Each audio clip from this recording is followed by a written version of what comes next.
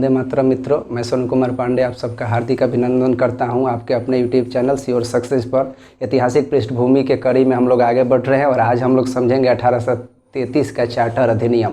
यह चार्टर अधिनियम का बहुत ही अच्छा खासा महत्व हो जाता है, क्योंकि संवैधानिक तौर पे यहाँ पर क्या किया गया है कि ब्रिटिश सरकार के द्वारा जितना भी ब्रिटिश आधिपत्य वाला क्षेत्र भारत में था वहाँ पर केंद्रीयकरण करने का प्रयास किया गया। जैसा कि आपको पिछले वाले बहुत से अधिनियम से पता है कि पहले बंगाल का गवर्नर होता था, फिर बंगाल का गवर्नर जनरल हुआ, लेकिन अब यहाँ पर क्या किया गया है 1833 के अधिनियम के तहत बंगाल के गवर्नर जनरल को भारत का गवर्नर जनरल बना दिया गया है। यानी ब्रिटिश आधिपत्य वाले जितने भी क्षेत्र हैं उस पर उनको अधिकार दे दिया गया है और असीमित अधिकार दिया गया है कि वो किसी भी प्रकार का विधि विधान यानी विधायिका का असीमित अधिकार दे दिया गया है उनको, यानी वो किसी भी प्रकार का अधिनियम बना सकते हैं। साथ ही साथ आपको याद होगा मद्रास और बम्बई जो थे जहाँ पर गवर्नर अलग अलग होते थे, उन लोगों को विधायिका शक्ति से वंचित कर दिया गया है। उनका विधायिका शक्ति जो था उसको ले लिया गया है और भारत के गवर्नर जनरल को विधायिका की शक्ति के रूप में बहुत ही मजबूत कर दिया गया है। साथ ही साथ आपको ध्यान देना होगा, ये बंगाल का गवर्नर जनरल अब भारत का गवर्नर जनरल बन रहा है,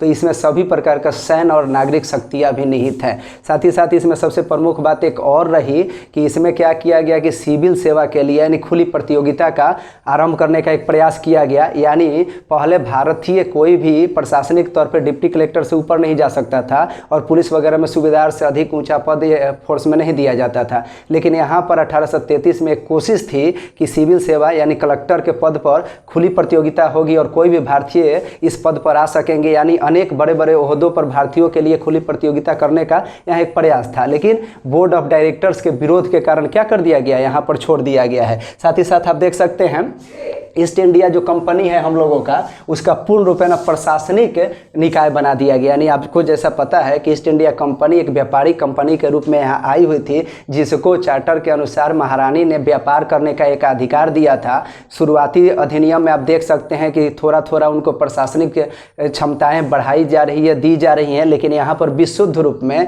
यानी पूर्णतः वो कंपनी नहीं रहा, उसे अब प्रशासनिक क्षमता दे दिया गया है। यानी प्रशासनिक कार्य करना है और यहाँ से विभिन्न प्रकार का राजस्व संबंधी या प्रशासन संबंधित नागरिक संबंधित सभी प्रकार का देखरेख करना है और वहाँ का ब्रिटिश के जो राजशाही हैं वहाँ तक इनको सूचित करना है और उन्हीं के अंतर्गत ये काम करना है। तो अगला वीडियोज़ में 1853 का भारत अधिनियम लेकर जल्द ही आप लोगों के समक्ष उपस्थित होऊंगा। जय हिंद, जय भारत।